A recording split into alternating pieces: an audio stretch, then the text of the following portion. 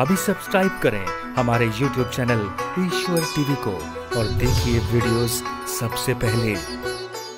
एक घर में सत्यनारायण भगवान की कथा हो रही थी। पंडित जी सत्यनारायण भगवान की कथा सुन रहे थे। तभी वहां से जंगल की लकड़ियां काटकर एक लकड़हारा गुजरता है। लकड़हारे को प्यास लगती है तो वो वहीं पंडित जी के सामने लकड़ियां रखता है। और तब तक कथा पूरी हुई तो पंडित जी ने सबको सत्यनारायण भगवान की कथा का प्रसाद बांटा। और प्रसाद बांटा तो लकड़हारे को भी मिला। तो लकड़हारे ने कहा, भैया ये आपके घर में आज क्या था? तो पंडित जी ने कहा, आज हमारे घर में सत्यनारायण भगवान की कथा थी। तो लकड़हारा बोला, क्या हम भी ये कथा करा सकते हैं? पंडित जी बोले, क्यों नहीं करा सकते, बिल्कुल करा सकते हैं। तो अच्छा, आज लकड़हारे ने लकड़ी का गट्ठा अपने सिर में रखा और सोचा कि आज लकड़ियां बेचने के जो भी पैसे मिलेंगे उससे मैं सत्यनारायण भगवान की कथा सुनूंगा। और ये सोचकर वो बाजार गया तो आज उसे लकड़ियों के दूने दाम मिले। ये लिखा है सत्यनारायण भगवान की कथा में।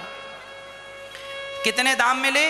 रोज 10 रुपए मिलते थे तो आज 20 रुपए मिल गए, रोज 20 मिलते थे तो आज 40 मिल गए। और उससे उसने सत्यनारायण भगवान की कथा कराई। अब ये बताओ कि लकड़हारा जब जंगल से लकड़ी काट करके भगवान की कथा सुनूंगा इस भाव से जब वो लकड़ियां बाजार में बेच रहा था, तो बताओ लकड़ियां बाजार में बेचना भी उसकी भक्ति बन गया कि नहीं? बोलो हाँ या ना। लकड़ियां बेचना भी भक्ति था कि नहीं?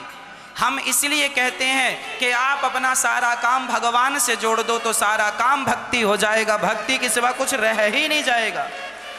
तुम्हारा नहाना भी भक्ति बन जाए, सोना भी भक्ति बन जाए, खाना भी भक्ति बन जाए, जागना भी भक्ति बन जाए। हर जो तुम्हारी क्रिया है वह भगवान से जुड़ जाएगी तो वह भक्ति हो जाएगी।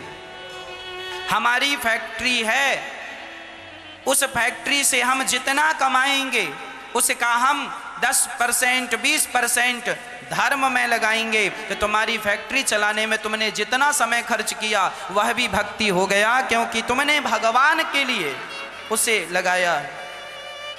मैं जो कमाऊंगा उसे सेवा में लगाऊंगा, यह सोचकर कमाई करना, वह तुम्हारी कमाई सारी संपत्ति जो समय खर्च हुआ 10 घंटे 20 घंटे 10 दिन 20 दिन 100 दिन या साल, वो पूरा साल तुम्हारी भक्ति की काउंटिंग में गिना जाएगा। ईश्वर गिनेंगे कि तुमने इतनी भक्ति की। जंगल में जाके केवल तपस्या करना भक्ति नहीं है। ये दास अनिरुद्ध 3 घंटे कथा सुनाकर माँओं की सेवा करता है तो 3 घंटे कथा सुनाना ही हमारी भक्ति है।